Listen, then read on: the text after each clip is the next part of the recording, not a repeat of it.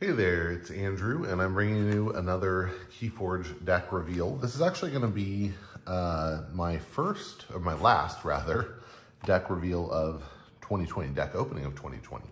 I have a Mass Mutation deck set aside to be the first of 2021, but I figured that'd be a fun way to bring in the new year. And anyway, for those of you who watch, I know a few people on my team like to watch over breakfast and whatnot. Thanks for going on this journey with me. Thanks for sticking with me. I know this has been a difficult year for a lot of people, and I've just been really thankful for the Keyforge communities that I've been able to be a part of and the friendships and relationships that I've made there. So I hope that's been good for you.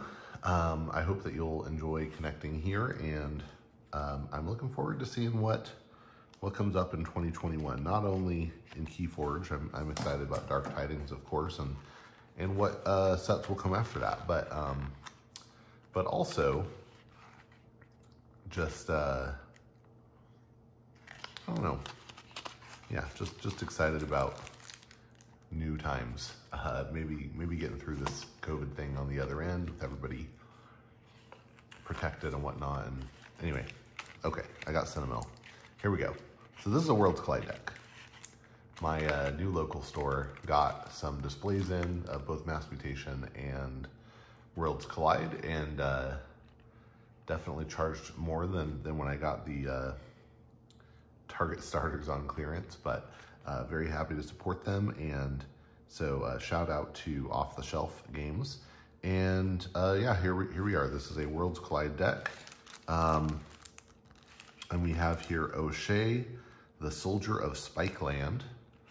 And Soldier makes me think I'm going to get Brobnar. Spikeland makes me think maybe Dees. And O'Shea, maybe Star Alliance. Well, I got two right. That's pretty good for me. Shadows and Untamed and Star Alliance. So got Untamed and Star Alliance right, and Shadows wrong. But it's Worlds Collide, so I can't be sad that I'm not getting Brobnar. And I did happen to just see, as I was opening it up, a symbol in the bottom right. I think it was an anomaly symbol, so I'll just spoiler that since it was spoilered for me. It might have been a legacy symbol or Maverick. I'm not totally sure, but I think it was an anomaly symbol, which would actually be like a very fitting way to end 2020. All right, so we should be starting with the Shadows here. Inky Gloom is an action that says play your opponent cannot use creatures to reap on their next turn. Oh, Kaimor Eclipse. Play, shuffle each flank creature into its owner's deck. That's really good if we get some Ronnies, maybe some Infernuses, things like that. And there we go. There's our first Ronnie. Ronnie Risklocks is a 2-power elf thief with play, steal 1 amber. If your opponent has 7 or more, steal 2 instead. That's really good. And that's good with the Kaimor Eclipse because you can play the Ronnie and then shuffle it back into your deck. Ronnie has a lot more value coming out of your deck than sitting on the board. Only 1 Ronnie though. And then we have Simon, a 1-power elf thief with skirmish and fight. Put the creature Simon fights on top of its owner's deck. Umbra is a 2-power elf thief with skirmish and fight, steal 2, or steal 1 rather. Fight, steal 2 would be too good. Another Umbra. Okay, so if I can keep these on the board, that's pretty good. But all these are difficult to keep on the board, the Umbras and the Simon. They're all good, but they're hard to keep on the board. 3rd Umbra, wow. Then we have Subtle Maul. This is an artifact and a weapon. It has action. Your opponent discards a random card from their hand. I don't love this. Occasionally I hate it when my opponent has it, but I don't like that. Wow, I've noticed no Amber Pips so far. That's interesting. But there's one, Too Much to Protect, is an action with a bonus Amber that says play, steal all but 6 of your opponent's Amber. Yeah, it's a great card. Good players will play around it, but it's still very strong. And even if it's just shaping how your opponent has to play, that's really strong. Finch Cloak is a 4-power elf thief with fight reap. If you have less amber than your opponent, steal 1, otherwise each player gains 1.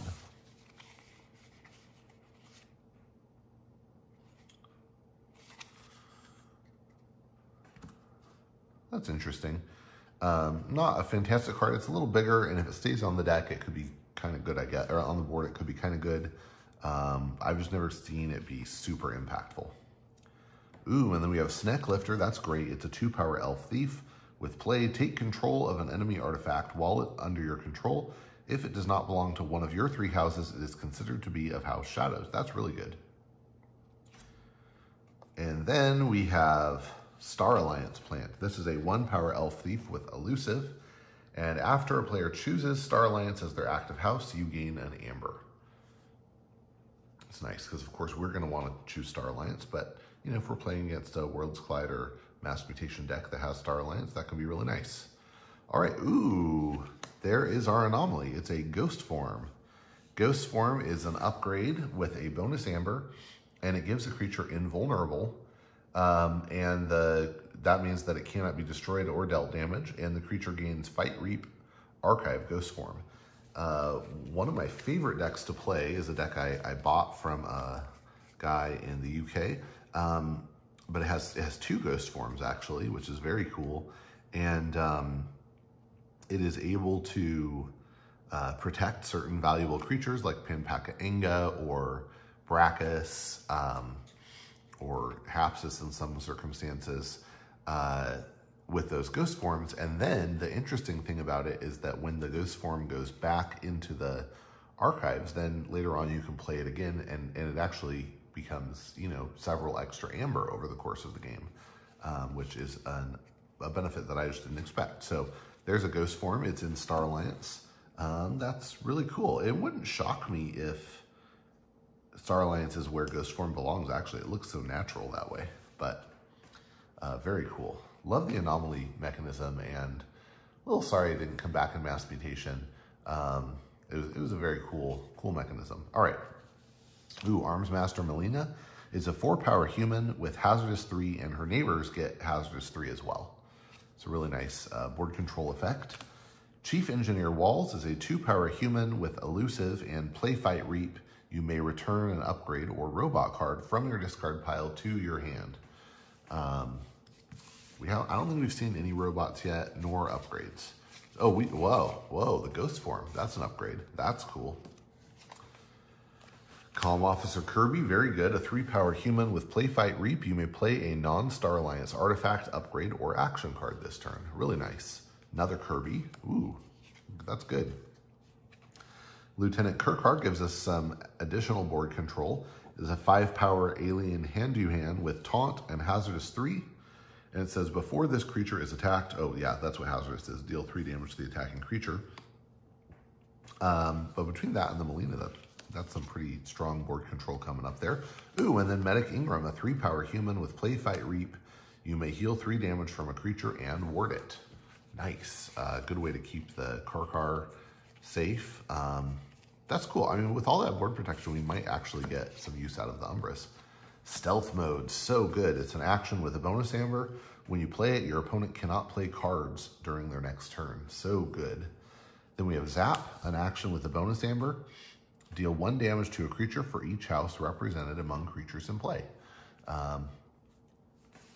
Yeah.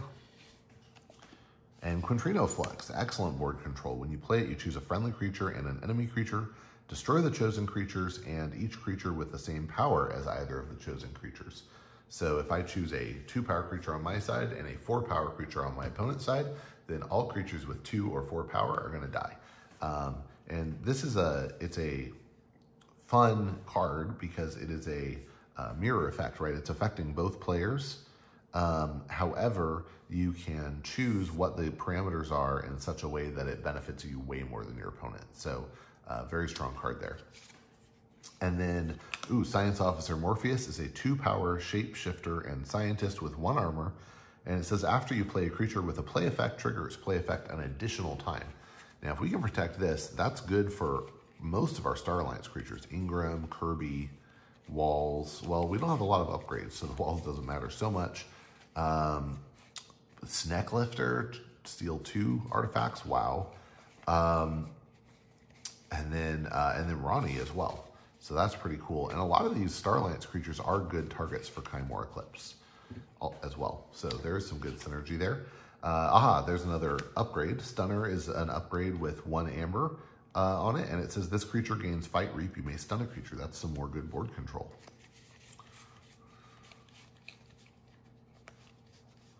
So that's it for Starlance. Now the thing I'm a little worried about here is I see 5 amber pips so far in this whole deck, which is just, it's not a lot.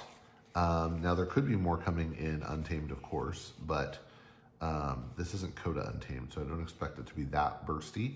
And in addition to that, there's not a lot of amber control. I mean, there is the Ronnie, which could fire twice if you have the Morpheus out. There's the Too Much to Protect.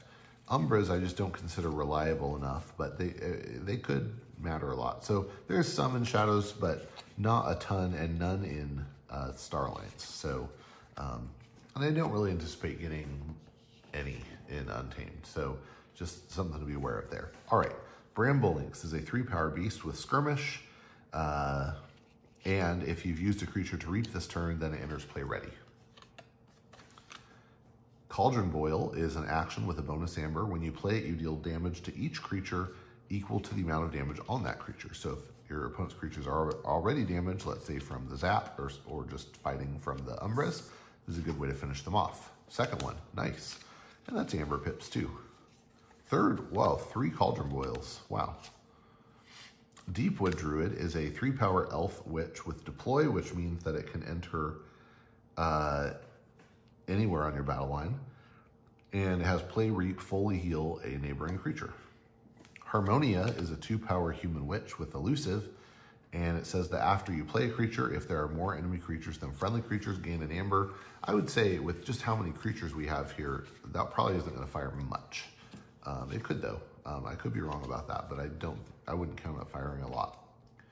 Rusnar is a 4-power beast and insect with fight. Destroy an artifact. If that artifact had an amber bonus, you gain that much amber. This is kind of nice to have with the Sneck Lifter, because if they have good artifacts, you can take them with the Sneck Lifter. And if they have artifacts that you really just need gone, like let's say Quixelstone, then maybe you can kill them with the Rusnar. Tantadlin is a 9-power tree that only deals 2 damage when fighting, but after it fights, you discard a random card from your opponent's archives. Occasionally these can do like kind of a stealth strike because people just forget about them, but I usually don't count on this doing much. Flaxia is a 4-power fairy. After you play it, you gain 2 amber if you control more creatures than your opponent. This is more likely to fire, I think, than the Harmonia, and with the Morpheus, it could be worth 4 amber. That'd be insane. Oh, Piranha Monkeys, that's fun. It's a 2-power beast with play, reap, deal 2 damage to each other creature. Wow, that'll just kill most of yours. So this might be a discard if you don't get it at the right moment. And then, I'll say last because we have 1 card left, but we know what it is.